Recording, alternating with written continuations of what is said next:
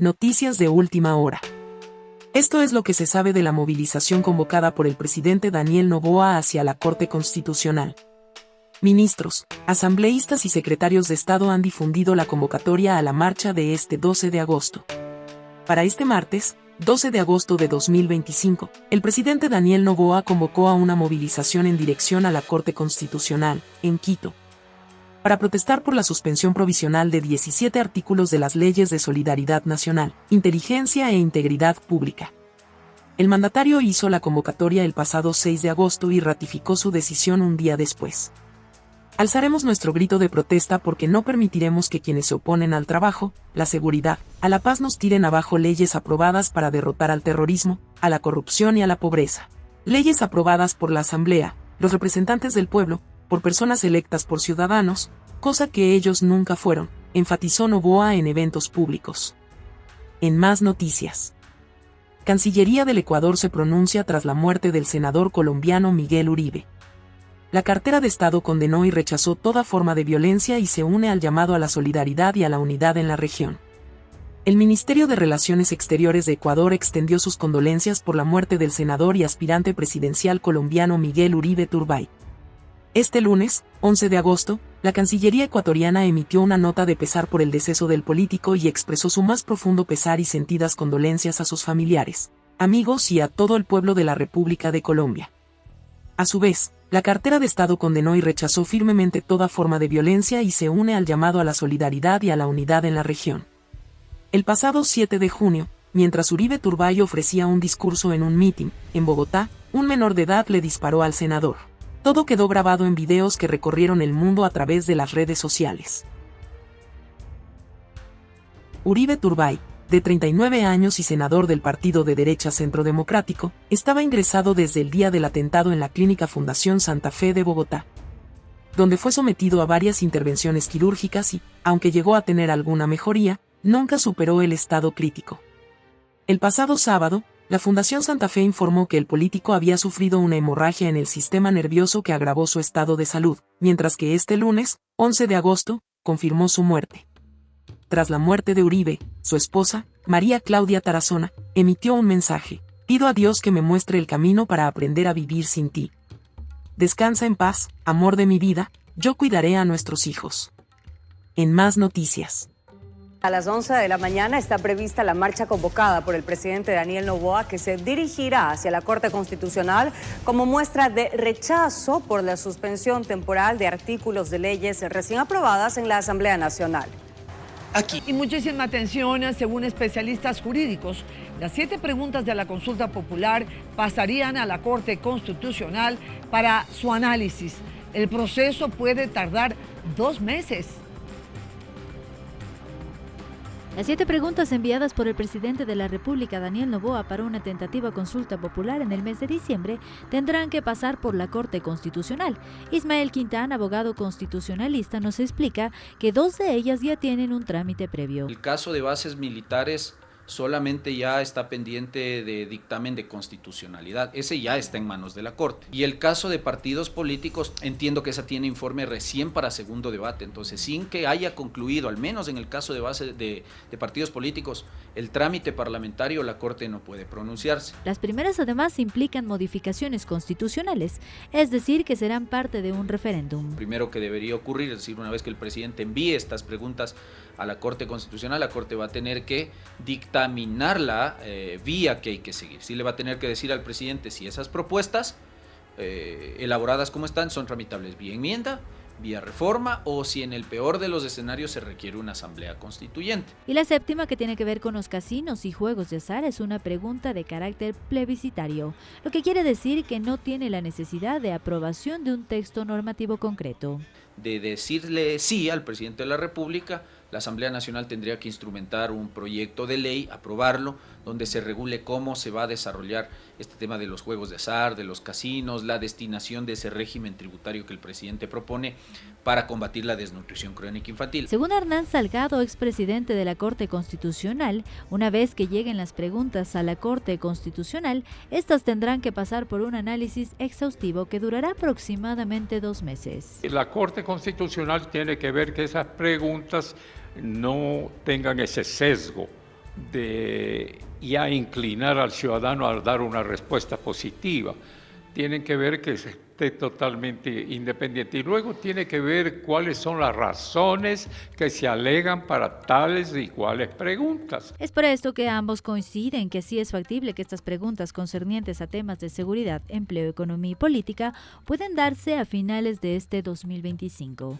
Y el presidente Daniel Noboa participó en un homenaje a cuidadores de adultos mayores y personas con discapacidad en el Cantón Durán. Llegó a la cooperativa Héctor Cobo del sector El Arbolito en Durán para rendirle homenaje a las personas que integran el programa Quien Cuida Importa, a cargo del Ministerio de Inclusión Económica y Social. Y es que el suyo, resaltó en su discurso el presidente Daniel Noboa, es un gobierno popular, implacable con quienes tiene que serlo, pero sensible con las necesidades de los demás.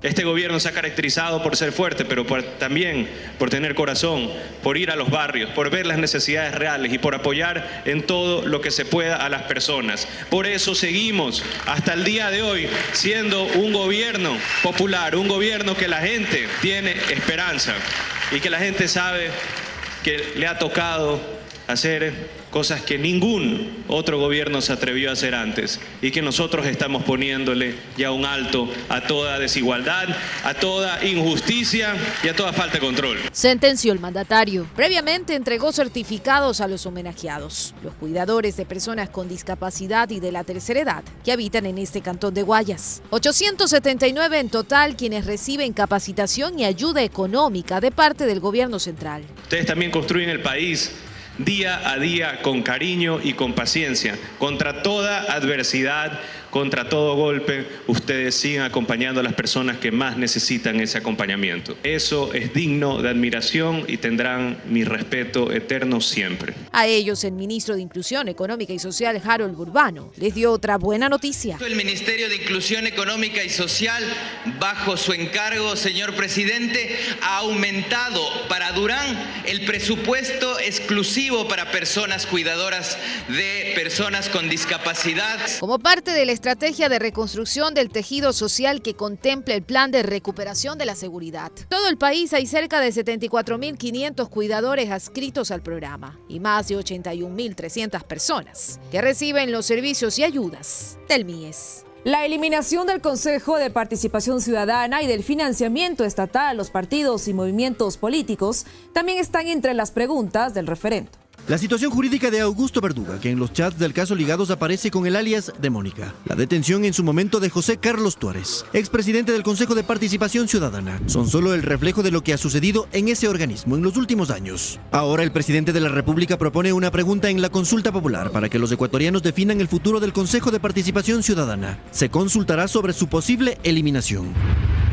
Darwin Seraquive impulsó eso años atrás. Incluso recogieron firmas, pero la Asamblea Nacional de la época frenó esa intención. Después de haber recogido más de 330,000 firmas, la Asamblea Nacional no dio paso a la reforma constitucional que incluía la eliminación de esta institución, del Consejo de Participación Ciudadana, que lo único que ha provocado es la desinstitucionalización y la metida de mano por parte del Ejecutivo a los órganos de control. Ojalá que esta vez se haga realidad, ojalá que se elimine ese consejo para que las designaciones se hagan sobre la mesa, no debajo de la mesa, de manera transparente. Cree que una eventual eliminación del Consejo de Participación Ciudadana debería ir de la mano con un proceso transparente de designación de autoridades de control. Dice que en su momento propuso que sea a través de un sistema bicameral y no de partidos en la Asamblea. Porque esto nos permitía que las autoridades de control pasen esos dos filtros, que si una Cámara designa, una comisión ciudadana verifica los méritos, verifica la capacidad académica de cada uno de los proponentes y la otra Cámara termina designando. De entrada, ya en Pachacutic se oponen a esa posibilidad. Mariana Yumbay cree que la vía para eliminar ese consejo sería una asamblea constituyente.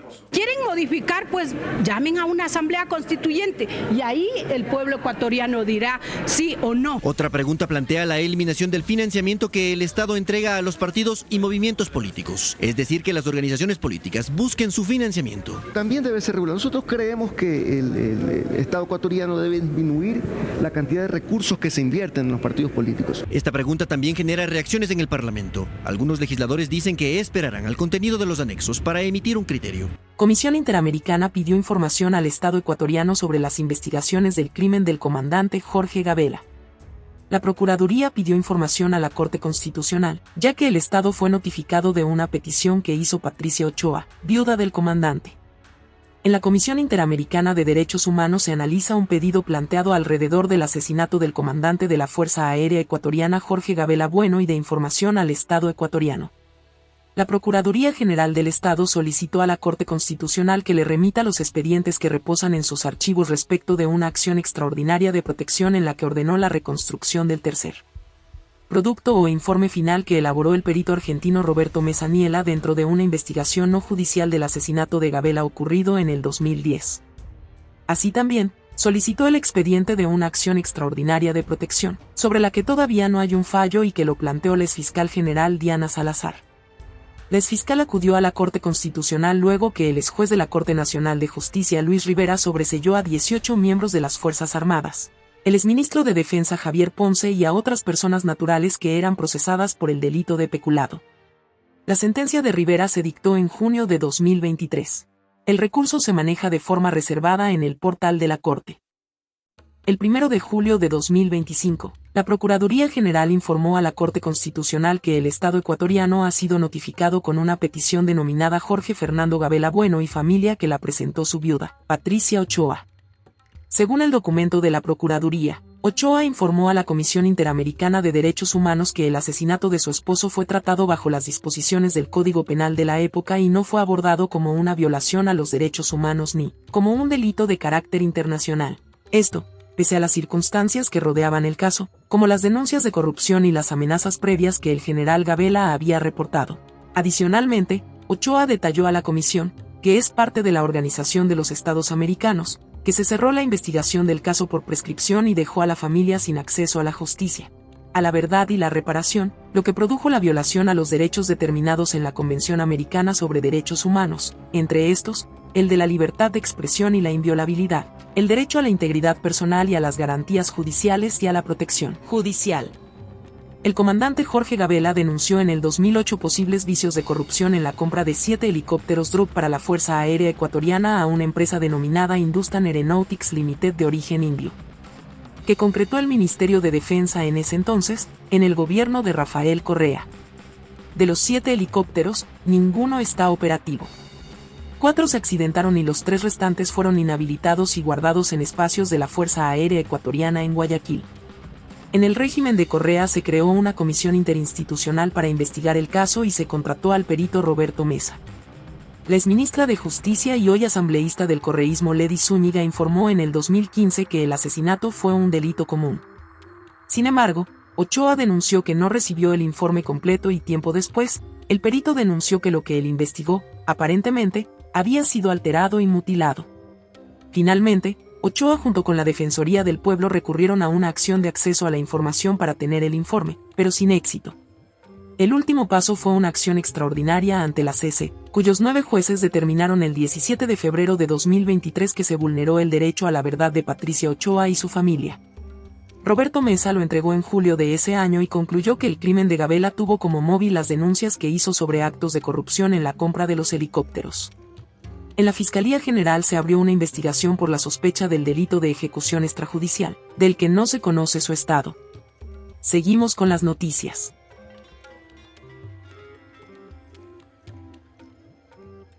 Petro respalda a Nicolás Maduro, ante una orden de Estados Unidos sobre el uso de la fuerza militar contra los cárteles. Petro respalda a Maduro ante una orden de Estados Unidos sobre el uso de la fuerza militar. El presidente de Colombia, Gustavo Petro, ha respaldado este domingo a Nicolás Maduro, asegurando que ambos son el mismo pueblo, en respuesta a la orden ejecutiva que supuestamente ha firmado en la Casa Blanca Donald Trump, y que autoriza el uso de la fuerza militar sobre los cárteles del narcotráfico, una medida que llega después de que Washington haya elevado a más de 40 millones de euros la recompensa que facilite el arresto de Nicolás Maduro. Transmito públicamente mi orden dada, como comandante de las Fuerzas Armadas de Colombia. Cualquier operación militar que no tenga aprobación de los países hermanos es una agresión contra Latinoamérica y el Caribe. Es una contradicción fundamental a nuestro principio de libertad. Libertad o muerte, ha señalado en su cuenta de la red social X, en un mensaje en el que ha defendido que él y Maduro son el mismo pueblo, la misma bandera, la misma historia. Estas declaraciones de Petro llegan días después de que el periódico, The New York Times, haya adelantado una orden que el presidente estadounidense habría firmado en secreto y que permitiría al Departamento de Defensa elevar la presión sobre los cárteles que operan principalmente en el extranjero y que, para la administración Trump, equivalen a una organización terrorista. Seguimos con las noticias. Alcalde de Pujilí presenta apelación para salir de prisión. Por ahora se mantiene en cárcel de mujeres. El alcalde y los otros procesados son investigados por contratos y proyectos ejecutados desde mayo de 2023. El alcalde de Pujilí, José Arroyo Cabrera, presentó una solicitud de apelación a la medida de prisión preventiva que se dispuso en su contra por el presunto delito de peculado dentro del caso denominado ornato municipal. En su documento de identidad, el alcalde registró su sexo como mujer y en su detención ratificó que quiere que lo traten como de ese género. Ante ello, el juez resolvió que el alcalde sea ingresado a un centro adecuado para que no sufra afectación psicológica o a un centro de privación especial. Luego de la audiencia de formulación de cargos, el magistrado determinó que el alcalde de Pujilí sea enviado al Centro de Privación de Libertad Quito Femenino Atención Prioritaria Casa de Confianza. Tras ello, la defensa presentó un documento para presentar el recurso de apelación y solicitó a la juez Israel Coronel que se entregue la grabación íntegra del audio de la audiencia de formulación de cargos realizada entre el 7 y el 9 de agosto. En este caso, otras 9 personas también recibieron la medida de privación de libertad y 7 más deberán cumplir medidas cautelares. El alcalde y los otros procesados son investigados por contratos y proyectos ejecutados desde mayo de 2023, cuando el funcionario asumió la alcaldía. Se presume, según la Fiscalía, que el alcalde y los otros implicados habrían usado los bienes públicos para beneficio propio o de terceros, aprovechándose del cargo que ostenta o de sus facultades como funcionario público. Según la Fiscalía, antes de que Arroyo ingresara al cargo se habrían iniciado obras públicas, entre ellas la construcción de iglesias, casas comunales y caminos, con supuestos recursos privados. Luego, en el puesto de alcalde, habría adjudicado esas mismas obras por medio de procesos de contratación pública, lo que evidenciaría un intento de justificar con fondos municipales los gastos. Otros 2 procesados, María P. y Byron T., también presentaron solicitudes de apelación de la prisión preventiva. Según la defensa de ellos, los elementos de convicción no establecen ningún tipo de participación directa en los procesos de contratación pública que se investigan. Además, aseveraron que la hipótesis de la Fiscalía debe ser contrastada con otros elementos.